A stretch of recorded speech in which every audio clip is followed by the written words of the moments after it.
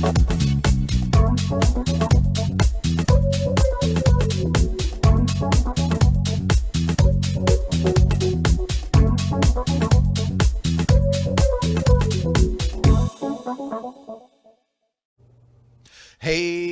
everybody, and welcome back to another exciting episode of The VOD Squad, the show where we talk about streaming technology. This is episode 162, December 18th, 2019.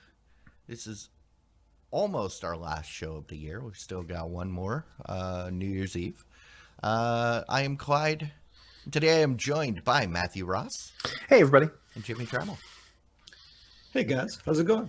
Doing all right. How are you? Doing good. Back in the saddle this week. Last week, work and that kind of stuff was getting in the way.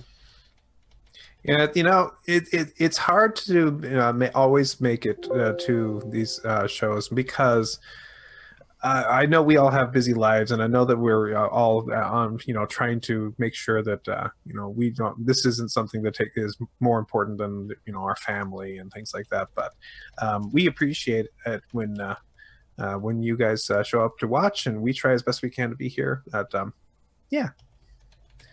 Yeah, it's good to be here, and it's okay. It's okay that you weren't here last week. You need a week off sometimes. I get it. It's totally okay. Yeah. But hey, glad I'm here this week. Oh yeah. Well, Clyde, I have a question for you. I wanted to know if you have are in any way, shape, or form interested in seeing this new Star Wars movie. No, I haven't seen the last one. Okay. Why? So, because the reviews have just come out. And apparently the Forbes review is it's the worst Star Wars movie ever. I think you should go see it so it takes. Because we know the rule of Clyde. I don't love it. Because you know the rule of Clyde, right? Well, that only works if I love something. I know that. But that being said, if it's the movie that the critics don't like, do you tend to like them? Maybe. So I did like Solo. Right. And the critics didn't like it. Oh, did they not like it? Okay. They're not so good. Did the critics like the last one? Because I had no interest in seeing the last one either. Most that one was kind of up in the air too. Some people liked it, some people didn't. It's depending on whether or not you were willing to kill your darlings. If I still had Movie Pass, I'd say sure, I'll go check it out because I could always walk out, like I did the Jurassic Park movie. Okay. But I'm not spending a bunch of money to go see something that I have no interest in. Okay, fair enough. Just curious. I was hoping that, you could help along, certain team who's doing well in the movie draft. That'd be cool. Wait, Wabbit says they released this week's Mandalorian episode early? Yes. Is it out now? It did. It's out this morning. Oh, I didn't know that. I was going to wait till Friday. Yeah, I saw it. I haven't watched it yet, but I noticed it today. No, they brought it out early because they didn't want it to interfere with the weekend of people wanting to go see the movie. So don't know why. By it's out, that has a lot of different connotations in today's. That's true. By that I meant it's available to watch on Disney Plus. I didn't know if that was like the episode where we find out why the Mandalorian didn't stay for the lady. Oh, because she's a lady. No, I don't think so. Oh, okay. He only likes Mandalorians. Yeah. Or maybe we find out which half is man and which half is DeLorean. I want to know. I'm pretty sure it's the body is DeLorean, but all of his armor is made out of stainless steel, recovered from 1984. Alrighty. Why don't we get into some actual relevant news? Oh, we can't just sit and talk about that all day? We could. All right. We could speculate wildly about about that. But Well, I would be happy to continue to do that. But first, we will mention the title. That streaming service for those high premium members with the high end music have now got a new tier of music available. Actually, it's the same high end hi-fi tier with Dolby Atmos music support. If you have one of the supported Android devices, you can get Tidal in surround sound with Dolby Atmos as long as you have a OnePlus 7 Pro, Sony Xperia 1, or Samsung Galaxy S10. I hope you enjoy. When I first read this, I was like, okay, who needs Dolby Atmos on a mobile device because you've only got 2 speakers? But then I remembered my my Yamaha receiver in my living room does support Tidal because it's got all the different streaming. So maybe I could see Dolby Atmos being relevant there, but most music is not encoded for Atmos, so I don't get this. It looks like some specific tracks from certain providers like the Warner Music and Universal have surround sound set music recorded. So those guys are set up for this. But it's weird, I think, in music because what Atmos gives you up above the other forms of surround sound is Atmos gives you elevation. So you've got speakers that are up high, so that you can have, like, the chopper sounds like it's over your head, you know, not off to the right or the left. But that doesn't, I don't get that for music. I honestly, and I there can't be a huge library of music that is encoded for Atmos. Yes, apparently there is some, but I doubt it's that big. Maybe live albums. Maybe. You want to hear the people screaming above you? Yeah, that's the only example I could come up with. Yeah, in music, right? Yeah, I don't get it. No. This is you got to have that sound of that one singer way up high, and you could hear the high notes. I get, just Dolby or Dolby Surround. Yes, more immersive music environment, but yeah, the Atmos thing, I don't get that. It strikes me as they're like, hey, what's the popular thing right now that everybody wants? Oh, Atmos? Okay, we're gonna offer Atmos. Apparently people that aren't technical, and they went to their engineers and said, we want to add Atmos to the app, and they went, okay. Well, technically, Amazon Music has been doing it too for a little while. So this might just become a thing, and you're just gonna have to and it supports Dolby Atmos, and you're like, I don't even have a setup. I've got my 2-speaker headphones work great. So I don't know. Okay. Tidal is aimed at the audiophile. The audiophile wants the best stuff. It's aimed at the people that think they're audiophiles. So sure, the people that said, "Oh, those Beats headphones are $1,000. They must be good." I get it. Audiophile, I need them. No, I totally get that, and that is a total segment of the people they're aimed for. And there are actual audiophiles, and Tidal is trying to provide good sounding music for them as well. So fine, that's just fine. They're trying to make higher end, music versus your totally compressed stuff that you get from the normal guys. It's fine. Yeah. The same guys who are buy 8K televisions right now. Right? All I want is Tidal on my Bose Wave radio. They can put out their signature version, which would be the Tidal Wave. I love it. Totally. That would be great. Yeah, we're listening to live on the Tidal Wave. Thank you. Sponsored by Bose. Subscribe to Tidal and you'll get a free wave. And I will say the wave did sound really good back in the 90s. Yeah, sure. My grandparents bought one. Weren't they like $500, $600, $700? Something like that. Yeah, it's no different than any high-end I get it. Yeah, if you want good sound, you got to pay for it. I totally get it, but Yeah, Bose- no, I was so not the target audience for that. Bose owed a lot of money to Rush Limbaugh and Paul Harvey Oh, why? because they were the main people that advertised them on their shows and got a lot of listeners to buy. I just remember seeing the Bose Wave radio commercials constantly and going, really?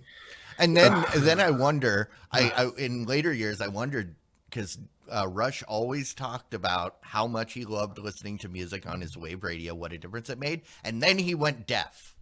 Was it because of that wave radio?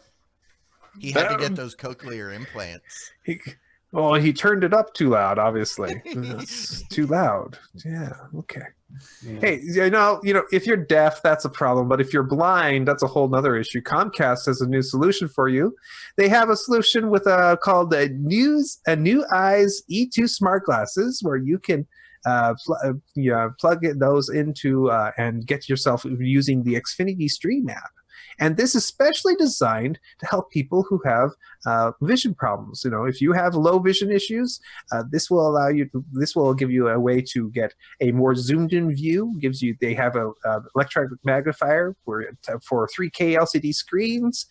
This is specifically designed to allow you to enjoy your TV watching if viewing TV is just too hard for you. So, hey, Xfinity is trying to make TV available to everybody. Yeah, just clarification, this is for people that are visually impaired, not Correct. blind. Oh, well, okay, I'm sorry. I was gonna say, VR goggles don't work so well if you're actually blind. Legally blind. They don't know. Visually impaired. Maybe it works great. But, maybe they have maybe it comes with the Atmos digital surround, so it sounds like they can see it all around. Come on. I think this is cool. I'm interested to know how well it actually works. Luckily, we know somebody that may be able to put this to the test. That would be it. But I'm not gonna drop any names on the stream. But I was about to ask, and I wasn't going to. Yeah. After the show, after show, we could talk. Yeah, I mean, because he's not only I think. The target demographic, he is also, I think, somewhat affiliated with the Comcast in general, so he may be able to get his hands on some. So that'd be cool. Yeah. It doesn't say anywhere in the article how much they cost or if there's a service fee or something. So I'd be interested. You know, to know. There's a service fee. Well, they probably provide it for Comcast. free. They're provided for free, and then you have like a $5 thing a month added to your bill. Right. Yeah. But I mean, worth it though. If it makes it so you can watch TV, it's totally worth it. Absolutely. So Sling TV, those guys, those upstarts who basically started this whole streaming revolution a long time ago. Never heard of it. They have had a cloud DVR solution for eons, and they had the options of recording pretty much all their shows except for anything that was from ESPN. They now have the option they've been able to turn on that feature. So they can do all the channels from ESPN, ESPN2, Desportes, Bases Loaded, the Gold Line, ACC Network, and the SEC Network. This is a feature that's you don't have to pay extra for. If you already have the Cloud DVR feature, it's already available for you now. Okay. Put this in the... Wait, this isn't already a thing? Department. Yeah, we knew this wasn't going to be a thing back at the beginning because Disney was not. They didn't want to play ball in regards to the ESPN and the DVR. It's nice to see they finally came to an agreement.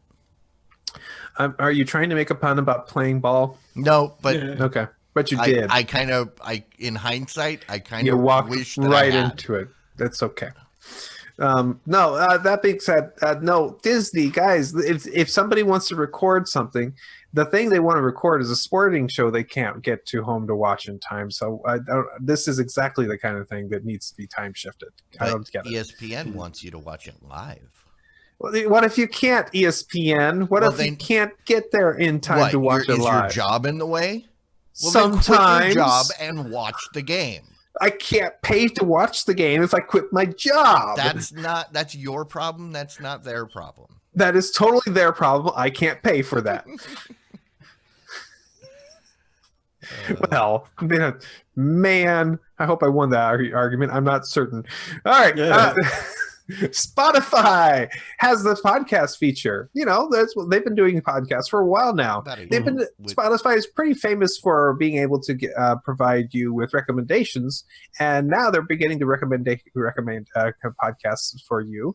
And even if you've never listened before, it'll start to let you pick out some recommendations for you on the spot.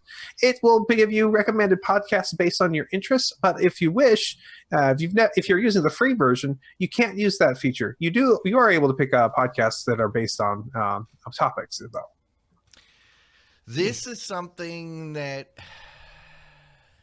really strikes a nerve with me because In a good way or bad way? Well, I am a huge Spotify user. Spotify is my music app of choice. It was about 6 months ago that they started rolling out the podcast feature. Okay. Mm-hmm.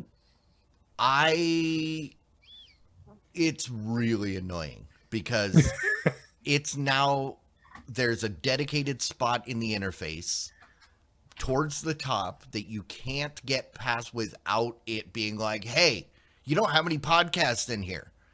And it's like, I don't want podcasts from Spotify. I already have my dedicated podcatcher that knows which episodes I've watched and, you know, which ones I haven't. I'm not starting over from scratch, but you can't get rid of it. And it's clutter. To me, it's clutter because I don't want podcasts on there. And I don't think any of the podcasts I listen to are available on Spotify anyway. So... Interesting. Can you manually add any? I did not see a way to add it from an RSS feed. But I didn't dig into it too much because, again, I don't care, and I just want to be able to tell it no, don't show me podcast stuff, but I can't, and I find it super annoying. And no, it doesn't know. I mean, the only reason that Spotify makes good music recommendations for me is because I spent many years marking what I do and don't like as I listen to it. So it has learned based on my input. I have not done that with podcasts. And also, podcasts are a very subjective thing. Just because I like a topic doesn't mean I'm going to like a podcast on that topic. That's true. Because podcast is more about the people and how they present it rather than the content itself. I mean, perfect example is why if someone was looking for streaming technology, actual legitimate reporting, why would they watch us? Exactly. We're not, as we were talking about beforehand, you know, we're not journalists. We don't have journalistic integrity or restrictions. You know, it's purely it's about, you know, partly what we're talking about, but how we're talking about it. Just because I like a specific personality doesn't mean I'm gonna want to be listen to their content. Oh, perfect example, Kumail Nanjiani. I liked Kumail Nanjiani a lot. I liked the X-Files. So I started listening to his X-Files podcast. And dude, that dude is a massive bigot. And I could not, I can't listen to him. And I, you know, even though I liked the two things, when they intersected, you didn't like the results. Oh yeah, no. And I had to bail on that, and it's like, yeah, dude's like seriously intolerant about specific things, and it was I didn't like it, and you know, so no recommendation engine. I don't think it works for podcasts. Friends, I would say if you're, you know, your friends like this would work for a podcast. If you were like if you had a system where you could see, hey, your friends tend to like this show too, that could work for recommendation engine. But it looks like this one literally has a button that says get podcasts for you, and then it will prompt you to select some interests of yours, at which point it will then select some podcasts for you. So it is more of the based on topic, not based on friends' interest, which might be a better solution for podcasts. You might be right. Yeah, and that's the thing is I'm not saying they shouldn't do this. Absolutely, it makes sense for them to branch out. Let people opt in. Don't force it on them. Like I said, they basically almost destroyed their interface that I'm in all the time with a thing that I'm never going to use. And yeah. So let me turn it off. That's all. Okay, well, I think that's fair. So it's official. It's at Amazon's Alexa has won the wars for which type of smart device you should have in your house.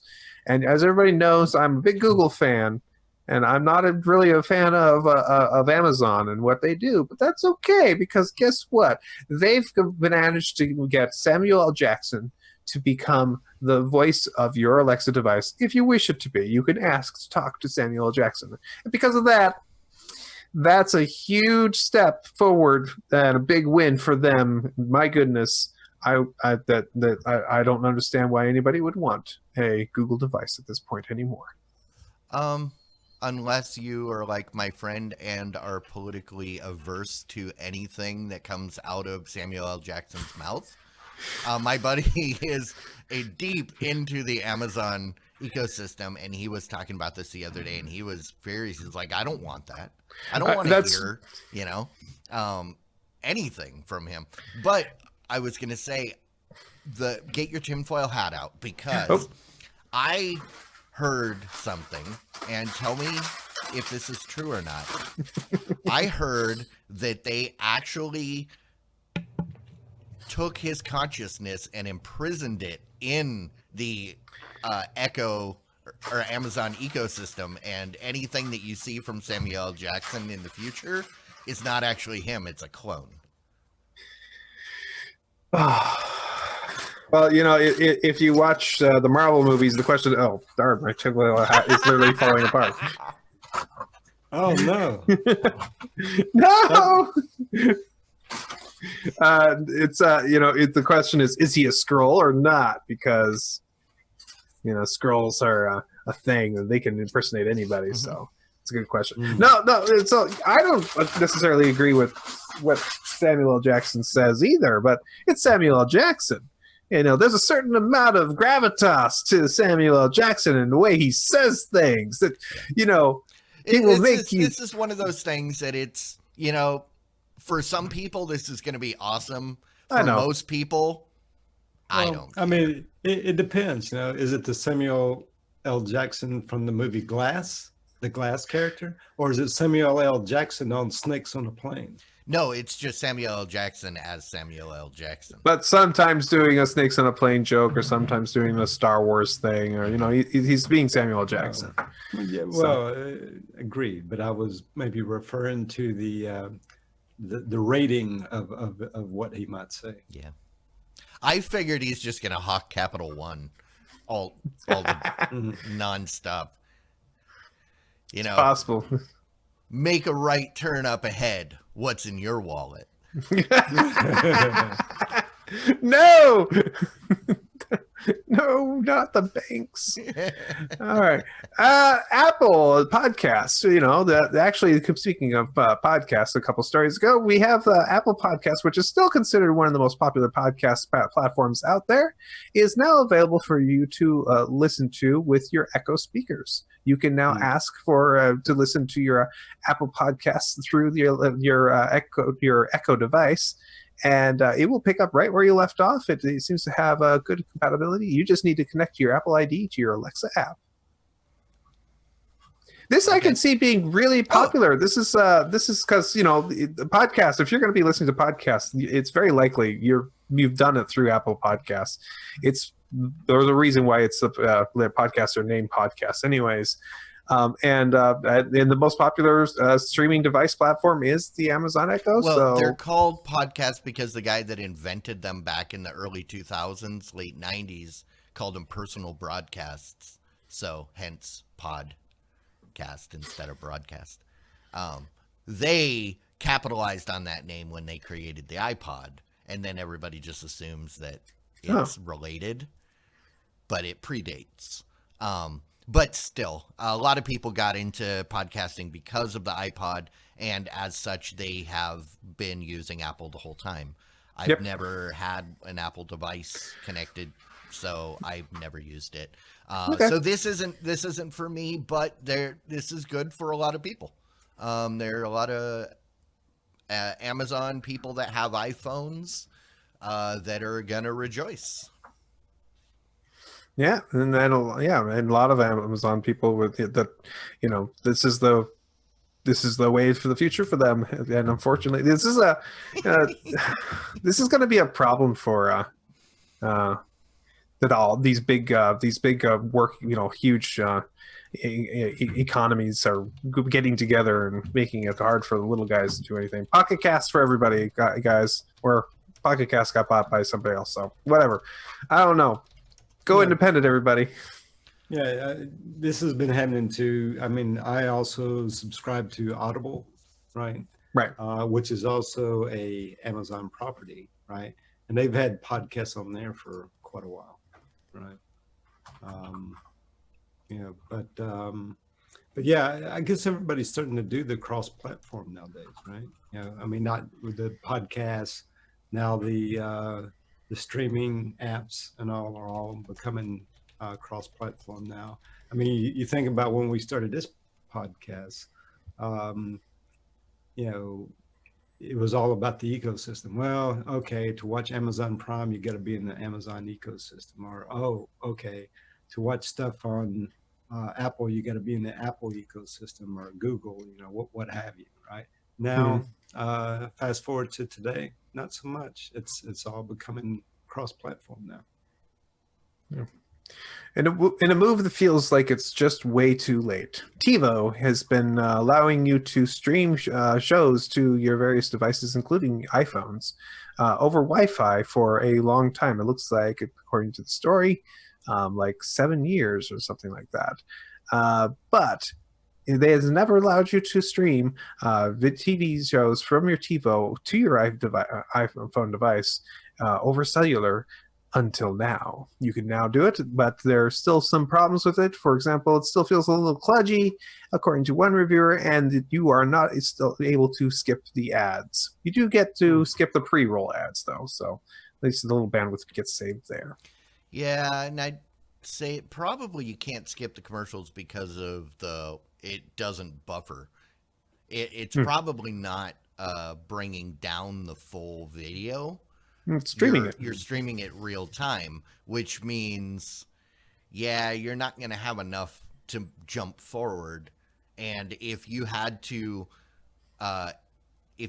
completely reload the thing from the new position when you tried to move forward, people would scream about that a lot more than having to watch the ads. Yes, I mean, they talked about this a while back. They were adding the old sling box functionality, which is cool. It was one thing I always wanted with my TiVos. They did have a tool that allowed you to convert your video on your home network to save it, but it saved it in weird formats that you couldn't use on, without the proper decoder, and it was always a pain in the butt. So yeah, this is cool. If you've got an iPhone and a TiVo and a Echo, this is a good week for you. Yeah, no kidding. Yeah, picking up features all the time. Absolutely. Yeah, that's true.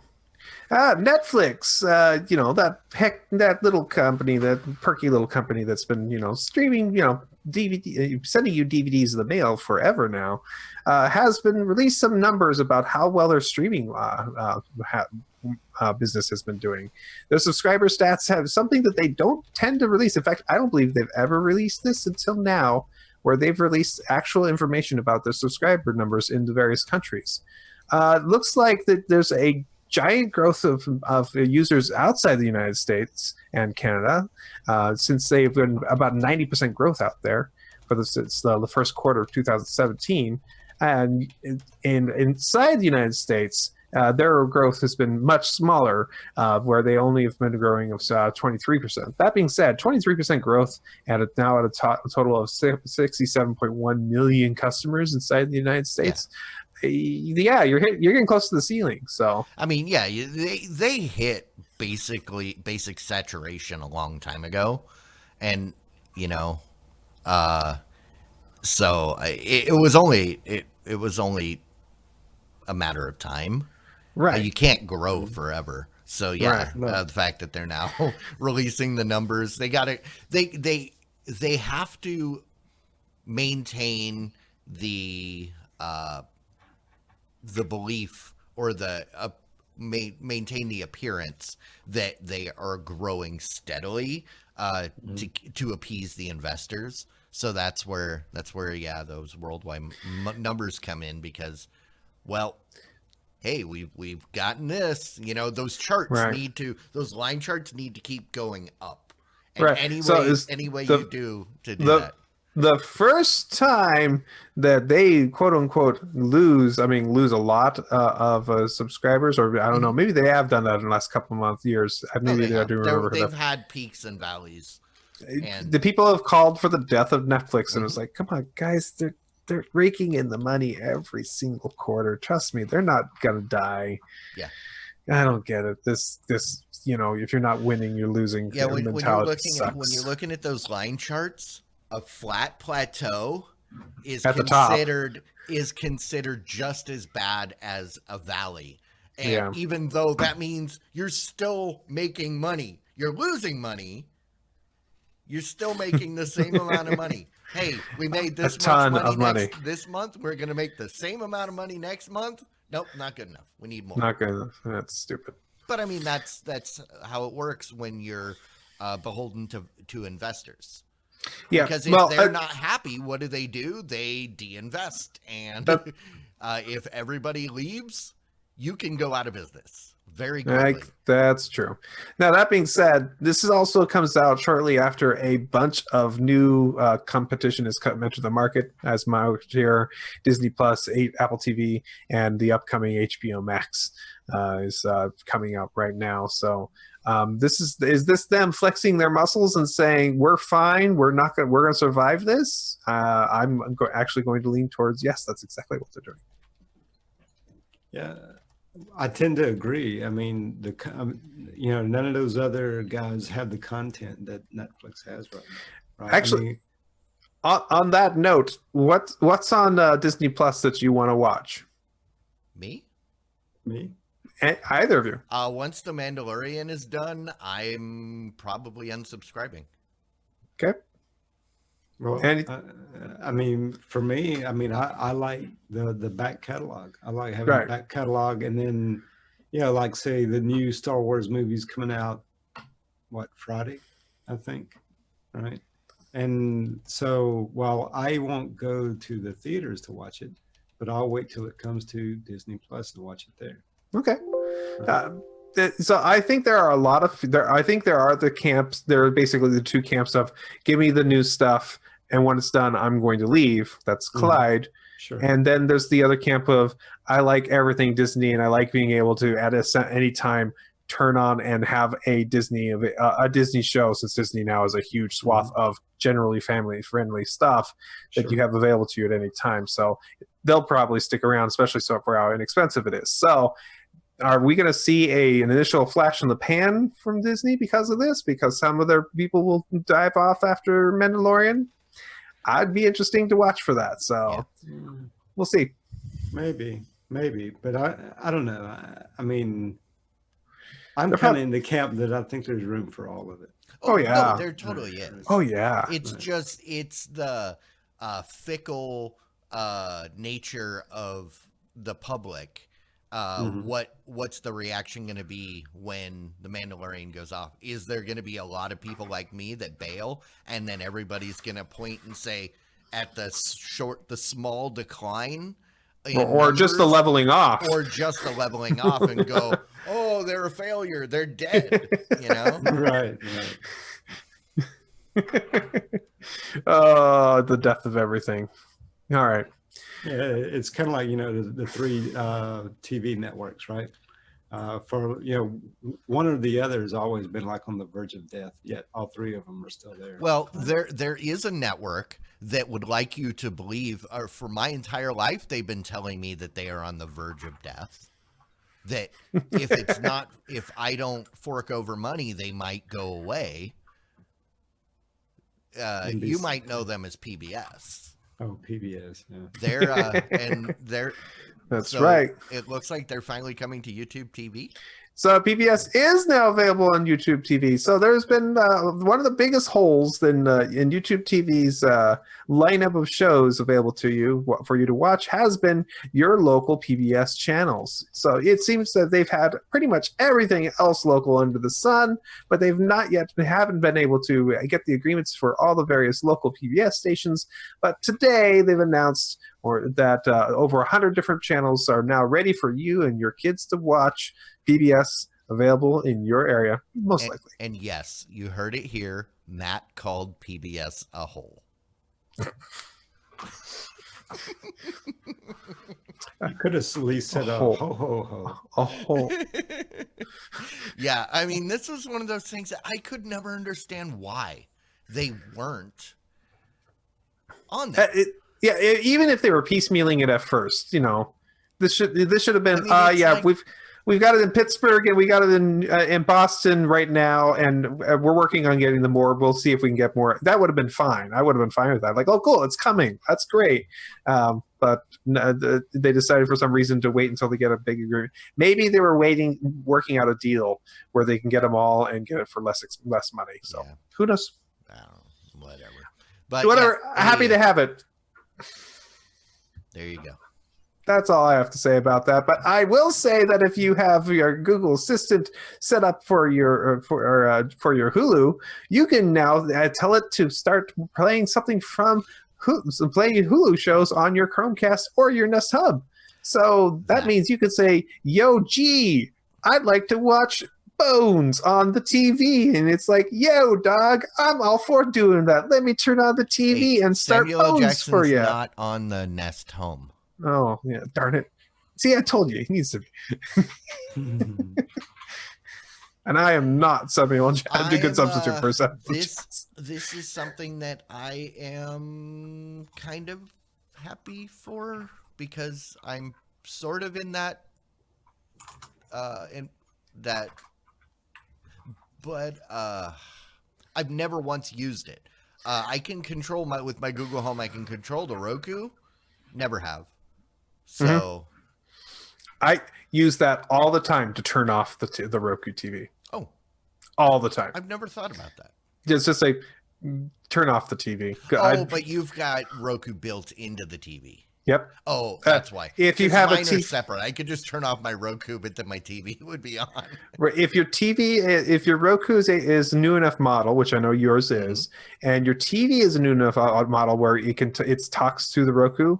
Turning off the Roku will also turn off the TV because it's got that link through the HDMI cable. Yeah, so it's the CEC controls. Correct. But I've got the Roku's built into my TV, so I can say, "Yo, G, turn off the TV," and it's like, okay, it turns it off. That's so nice. Rock on.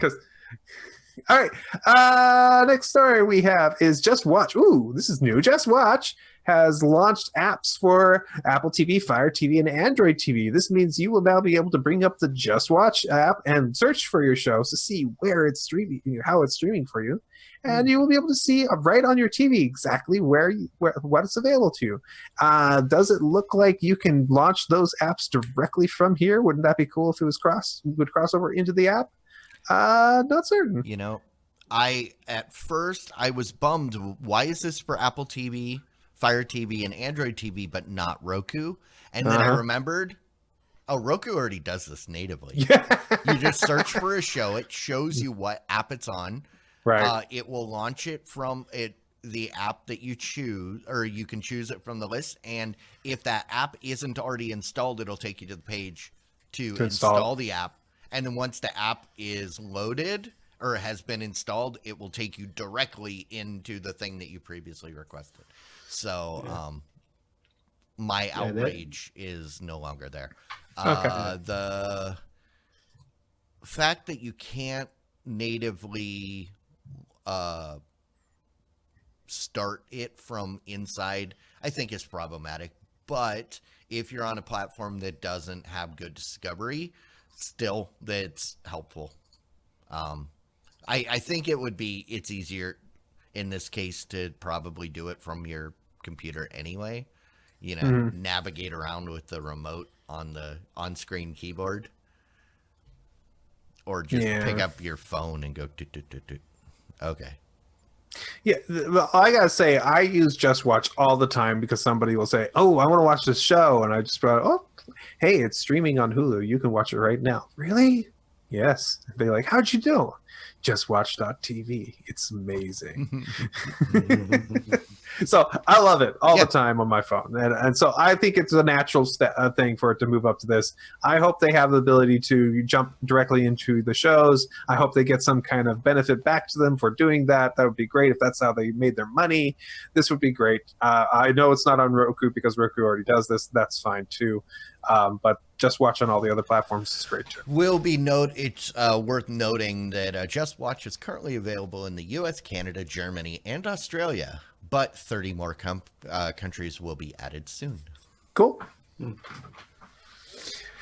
Right. And I think that'll do it for the news this week. That is, in fact, the news. This is the point where we like to give a wholehearted, hearty shout out and thank you to the people that help make this show possible, that support us every week, that for whatever reason see value in what we're doing each week, and that would be our patrons. So to all you patrons out there, people that have been supporting us over the last year or so, we greatly appreciate it. And if you are not a patron and you would like to support us, you see some value in what we do each week, just head on over to patreon.com/thevod squad. As we established before, we may not be a good investment, but we're better than a bad one. So, and on that note, what is a good investment is always a good investment, is anything that Big Voice Jay does. Welcome to your Red League Movie Draft Minute, presented by DiamondClub.tv for the week of December 16th, 2019. I'm your host, Big Voice Jay. Since it's the last update of the year, we celebrate by going to the scoreboard with no L's. Team BS with BNS is in ass pace, still waiting for their first film. Team Geek Yoga is 4.9 million from Back Christmas, and fifth pace with $112.7 million. Team Mixtape is in fourth place with $270 million. Team Game Night gets 69 million from Jumanji: The Next Ever, and third place with $327.7 million. Team Movie Party gets $368,000 from Bombshell, and second place with $434.5 million. And in first place with $499.7 million, it's Team VOD Squad. That's your Stream Team Movie Draft Minute. For up-to-date listings, follow Stream Team Draft on Twitter. Oh, Big Voice Jay, you are so wonderful. Oh my goodness. So I'm so glad we didn't get to listen to that all the way through. I know. There was still some surprises. Okay, I need to collect myself. also, I'm just noticing, looking at all the various names of our teams, I don't think there's any L's in any of our team names, so it's perfect. It's so good. No L's. Hey, guys, we've almost broke $500 million. Yeah. $500 million. We're probably going to do it this week.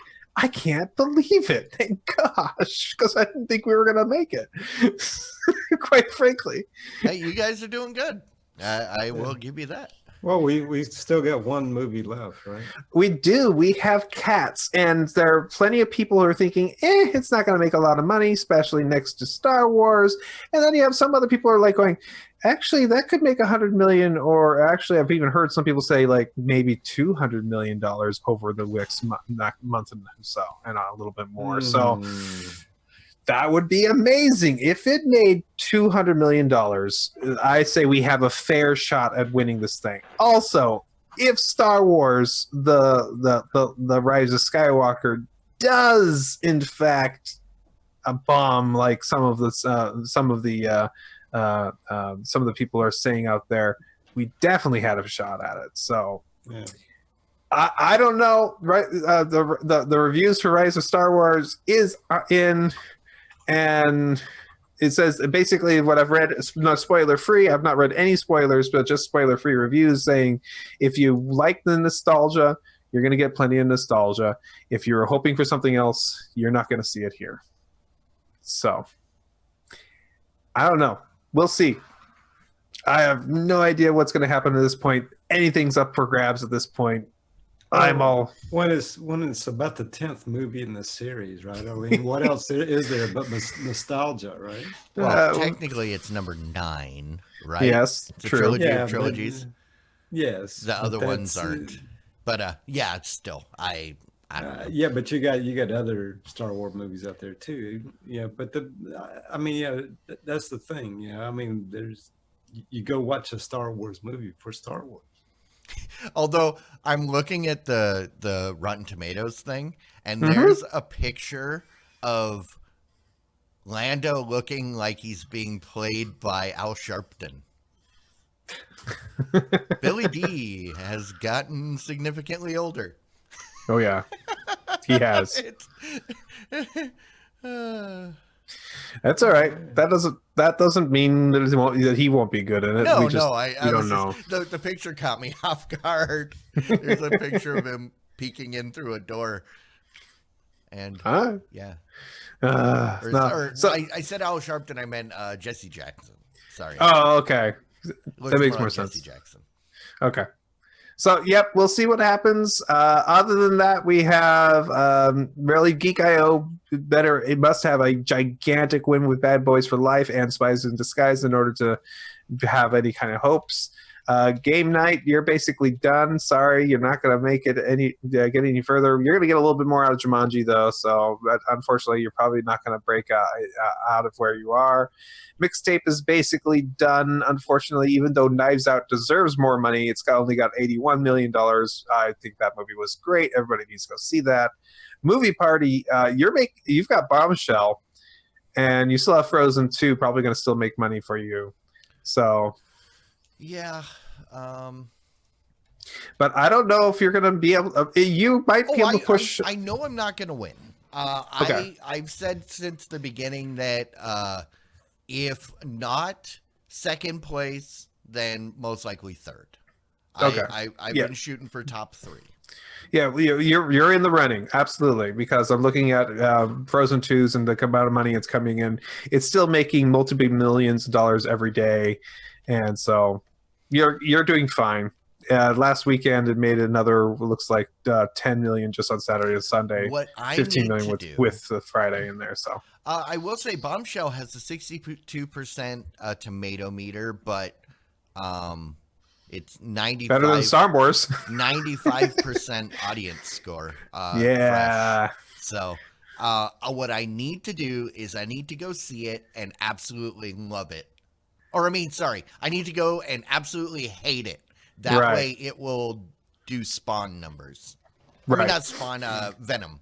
Last year. That movie was terrible. And it made so much money. Well, I do have to say this has probably been about the most competitive, that I've seen. Right. At least out of how well we're doing. Absolutely. Right. Well, I mean, not only that, I mean, all the teams, I mean, I'd say those, how many teams are still in it? Basically the Three. top 3. And well, BS with BNS will be up there with will be one of the three. Basically. That's one that I'm counting is the three. Right. He's gonna make a jump like immediately. You'll see him rising. Right.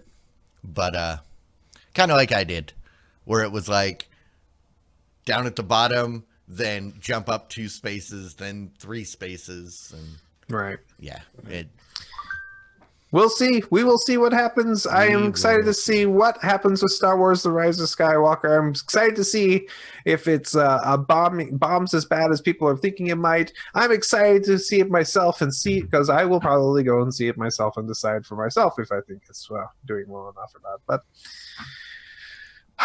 this is what the fun of the draft, guys. I'm super excited. So Absolutely. excellent. It's good stuff. Absolutely. Alrighty then. Why don't we get into some rants and some raves?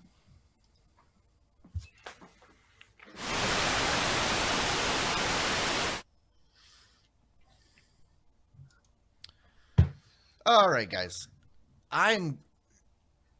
Since we heard at the beginning that Jimmy has a rant, I think we should go directly to this special report from Jimmy. What is going on? Rant? What? I know. So, one of the things about becoming a cord cutter, right, is that, you get tired of cable TV always raising the prices on you, right, and that kind of thing. Paying for stuff that you don't even want. Yeah, exactly. So, so when I did cut the cord, I decided to go with Hulu Live because I enjoy this service, Hulu, right, and still do. But for my live television, I said, okay, I'll go with Hulu Live since I already subscribed to that service. It seemed to make sense. Well, recently, I got the letter that, they're raising the price. So it's going up, $10 more a month for the Hulu Live subscription, which I pay about $50 a month now. And so that's going to go up to $60 a month. Of course, now that includes, the DVR. It includes the regular Hulu's service that you normally get, Right. And so and it's also commercial free, right? So, so I mean, there are some value there, but still, going up $10 more to $60 a month. That's when you start saying, maybe I should start looking at, somewhere else, right, to get the live television, because now, you're starting to get up to the realm of like, just having a regular cable TV subscription, right? But yeah, it's the first time since I've cut the cord to where I felt like, maybe I should look for something else now, right? But at least the fortunate thing is, unlike cable television, I actually get a choice, and I can go and get it somewhere else. Huzzah! Cable TV, usually you just got one choice. Yeah, right? And then plus, I mean, just because if you leave Hulu Live, it doesn't mean you have to give up Hulu. You're just giving up a portion of it, and you can go someplace else. And then, and make no mistake about it, I don't want to give up Hulu, just the live portion, right? And that's the beauty. That's the beauty, because if let's say you were getting you were paying for Comcast, but you like the Comcast on demand stuff, you just don't want the live Comcast. Yeah, you couldn't just say, no, I'm going to go with somebody else, and I want to keep the on demand. So when I did cut the cord with Comcast, I made that as a suggestion. I said, hey, if you ever come out with a service where you do just the on demand, I would subscribe to that. Yeah. Right. But and this is one of those things that just because you've been using something doesn't mean you shouldn't keep looking at what the competitors are doing, because stuff changes on sometimes daily basis. And I mean, there are a lot of people that are now, because of PlayStation View, forced to go out and find a new service. And grass is always greener, but Yeah. Good luck. And yeah. So we'll see how that. I don't know. Probably for the holidays, I'll probably stick with it through the holidays. But then after the new year, yeah, I'll probably be in the market for looking for a new service. Are you getting because of you are a Hulu subscriber? Are you getting the $5 Disney Plus deal? No, I did. I signed up for the 3-year deal. with Oh, Disney gotcha. Plus. Okay. Right. Yeah. Yeah. So yeah, we've been also looking at the various options for because prices change, the prices go up, and so there's a discussion right now about YouTube TV and their prices and how they've raised and whether or not they might raise in the future. I hope they don't. But I think we're finding that equilibrium. I think it's okay. We'll be fine if you stay with Hulu. They'll probably stick at that price for a while, longer now, because they were slow to move for their prices. So that being said, if you're an AT&T TV user who used to be a DirecTV watcher, and their price has gone up dramatically, yeah, jump ship. This is the beautiful thing about cord cutting. Go ahead. You can change your mind. You can pause your service and decide, I'm not watching TV for a while. You have all kinds of options available to you. That's the beauty. Feel free and use what's available to you. There's so much TV to watch. You can just say, this month we're doing this service, Netflix. And this month we're going to do just Hulu. And this month we're just going to do Disney Plus. And this month we're just going to do Apple TV Plus. And, just 1 month at a time. Just do that. You'd have tons of TV to watch. Except for Apple TV Plus, you'd watch like the 5 shows they got and you'd be done. So it'd be maybe half a month for them. They need more content. Okay. Okay, so I'm going to make I've not been able to watch a lot of television shows. I come home, I've been really tired. I do, things like help with homework and clean up some house chores, and then in my chair almost every night, I've fallen asleep. It kind of sucks. But I have had the chance the last couple of nights to catch an episode of something that came up on Netflix called the movies that made us. This is a spin-off of the toys that made us. Is it? Yeah, it's the same. It's the same formula, narrator, and everything. Oh, cool. Very cool. I've never seen the toys that made us. I do love the format where they're like, and this is what happened, right? No. Oh, okay. That's not what happened. Go back and watch the toys that made us. I think you'd actually enjoy it because one of the first episodes was Star Wars toys. But it's full of just a kind of a witty view of how these movies were originally made and how they were like all long shots and ended up being huge movies and that people don't do things like this as much as anymore, and it's an 80s movie, a 90s movie nostalgia trip. Absolutely. We've seen the first 2 episodes, which I think was Dirty Dancing, and the second one was Home Alone. That's right. Both perfectly excellent episodes. Lots of fun. Lots of interesting bits to it. And we were just about to start the number 3, which was Die Hard. So Die Hard. We watched guys. We watched Ghostbusters, so we did watch 3. So we're gonna do Die Hard next. Hard's the last one. Yeah, the Die Hard one was really cool. Okay, well, it's good stuff. Because of that show, I never realized that Home Alone was a John Hughes movie. You didn't? No, and it was also the last John Hughes movie that made any money. Yeah. That was like his greatest crowning achievement, and then it was all downhill from there. Yeah. He did okay after that, but not a lot of money. He didn't do very good. Do a lot of. He did, yeah. But that's okay. But also, I didn't realize that was the very first movie that starred a child as the central character. And I never thought about that. That can't be true because I can think of other movies before that. There were other movies where they had child as one of the main characters, but not as the character that the entire movie centered around. The Christmas Story? Even because that had, What about Shirley Temple movies? Those are about the handlers.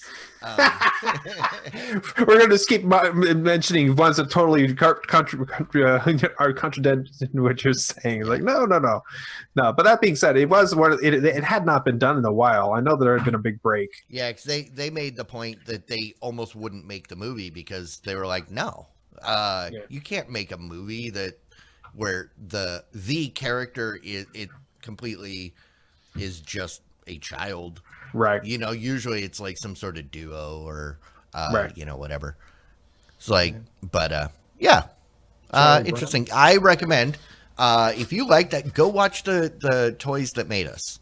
Okay. Because they've got 3 seasons now, and even if it's toys you don't care about, it is very interesting. They Cool. do, yeah, their style, and you can nitpick because they still haven't fixed it.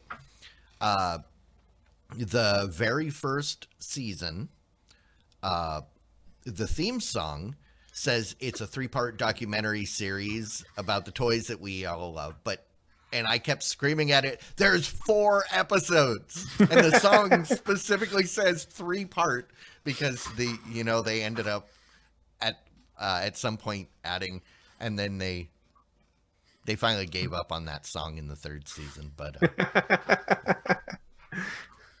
yeah. Very cool. All right, what do you got, Clyde? Well, 2 years ago, the Sci-Fi canceled a show that was very popular, had great ratings, and they decided, meh, we don't need to renew The Expanse. Oh, Yeah. Amazon quickly picked it up, and it took 2 years. But they, all 10 episodes started streaming on Friday or Thursday last week. I will say it was a good season. oh, And I cool. hope I don't have to wait another 2 years for the next. It went. It kind of changed the formula a little bit in a good way. And you see some characters getting pushed in, directions I didn't expect. Yeah, I watched it on the weekend, because it's cold outside. I don't have any reason to go outside. But he doesn't mind the cold of space. Yep. At least in sci-fi. It was I will so I'd say if you like The Expanse, the new season is definitely worth watching. There was a couple things that kind of that they made that choice, but I've never read the books, so I don't have any opinions based on source material or anything Right. like that. I've heard nothing but good thing about the show. I'm surprised it was dropped initially. I'm glad it was picked up, and I'm glad the new season's out. I might go back and be able to watch it sometime. I usually, I have such a hard time picking a show and watching it. And so nowadays, what I do is I wait until the show is done, and then everybody says, yes, it was good from beginning to end.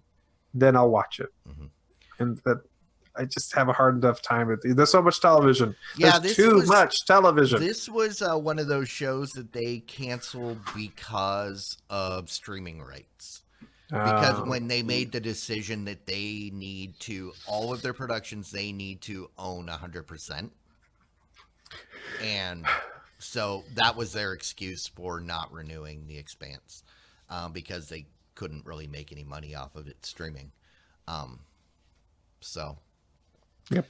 That being said, when that ended, Amazon recommended a couple other shows for me to watch, and I saw one that was listed as 2019, and I started watching it, and it was like the production looked like it was from the 90s. It looked terrible.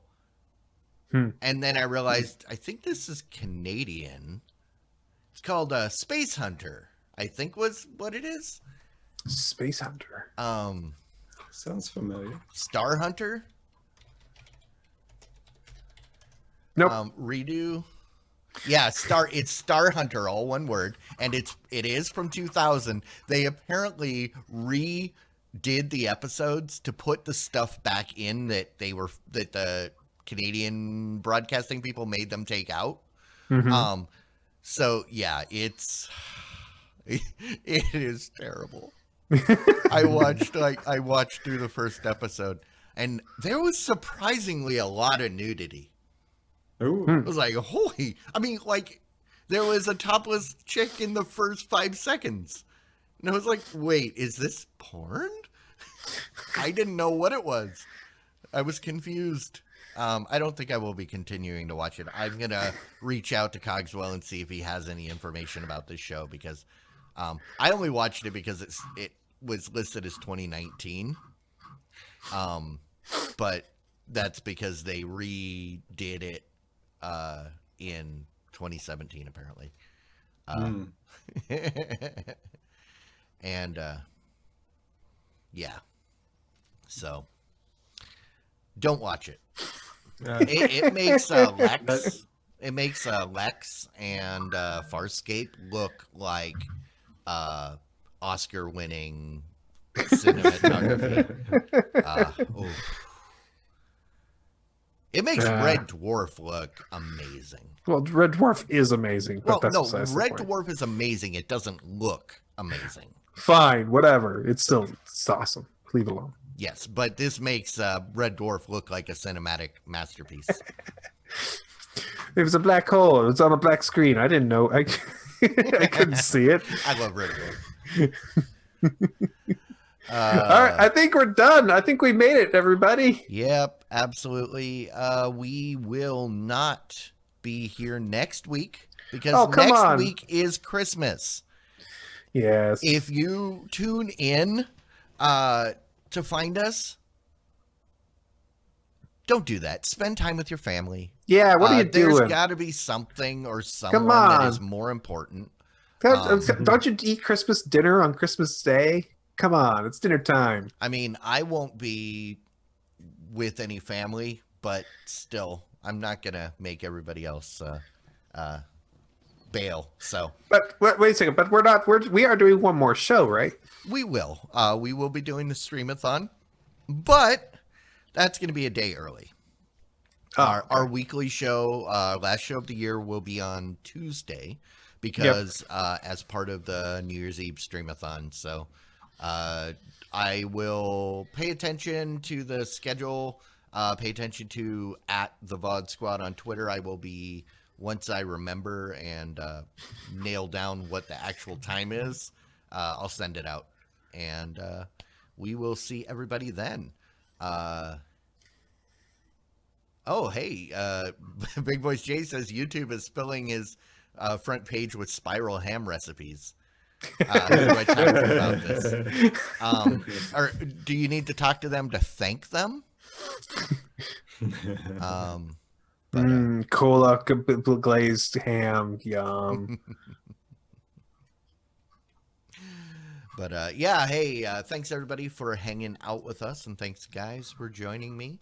If you're watching this after the fact, we are here live every Wednesday night, 9 p.m. Central, here on Twitch. You can come be part of the conversation, submit show titles, and also participate in the pre and post shows. So we're heading on over to the post show. Everybody go vote, tvs.showbot.tv, and we will choose a winner there. I think that's it. So, bye. Bye, everybody.